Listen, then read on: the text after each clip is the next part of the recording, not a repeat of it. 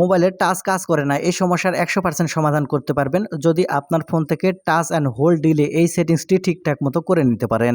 আপনারা যদি এই সেটিংসটি করে নেন আপনাদের ফোনের টাচ ঠিকমতো কাজ করতেছে না, এই সমস্যার 100% সমাধান পেয়ে যাবেন।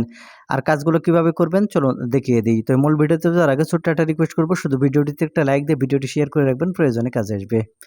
তো আপনার ফোনে আপনার টাচ কাজ করতেছে না, এই সমস্যার সমাধান করার জন্য আপনারা সর্বপ্রথম যে কাজটি করবেন, আপনাদের ফোন থেকে সেটিংস ওপেন করে নেবেন। আমি এখান থেকে সেটিংস ওপেন করে নিচ্ছি, আপনাদের ফোন থেকে সেটিংস ওপেন করে নেবেন। সেটিংস ওপেন করে নিলে আপনাকে এরকম ইন্টারফেসে নিয়ে আসবে। এখন এখান থেকে একটু নিচের দিকে চলে আসবেন, আসলে এখান থেকে শর্টকাট অ্যান্ড অ্যাক্সেসিবিলিটি সেটিংস দেখতে পাবেন।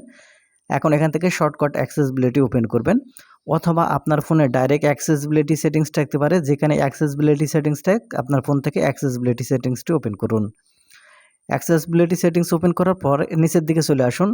একবারে নিচের দিকে চলে আসলে এখানে আপনারা দেখতে পাবেন টাইম টু টেক অ্যাকশন। আপনি এখন এখান থেকে টাইম টু টেক অ্যাকশন এই অপশানটি ওপেন করুন।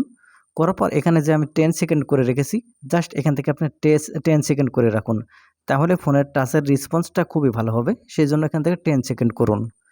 তারপর এখান থেকে ব্যাক বাটনে ক্লিক করুন। তারপর এখান থেকে টাচ হোল্ড অ্যান্ড ডিলে এই অপশান ওপেন করুন। এখান থেকে টাচ হোল্ড অ্যান্ড ডিলে এই অপশানটি ওপেন করলে আপনাকে এরকম ইন্টারফেসে নিয়ে আসবে। এখন এখান থেকে সবার প্রথমে আপনারা লক্ষ্য করলে দেখতে পাবেন শর্ট টাইম করা আছে।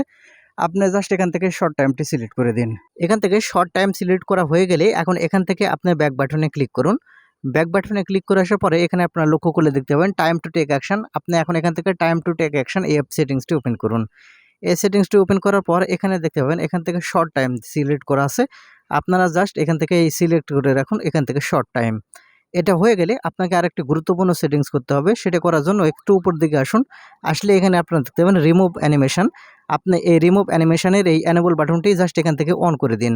তাহলে আপনার ফোনের টাচ যদি কাজ না করে, টাচ রেসপন্স যদি ভালো না করে, তাহলে আপনার ফোনের টাচ সুপার ফাস্ট করে কাজ করবে, যদি এই সেটিংসগুলো আপনারা ঠিকঠাক মতো করে নিতে পারেন।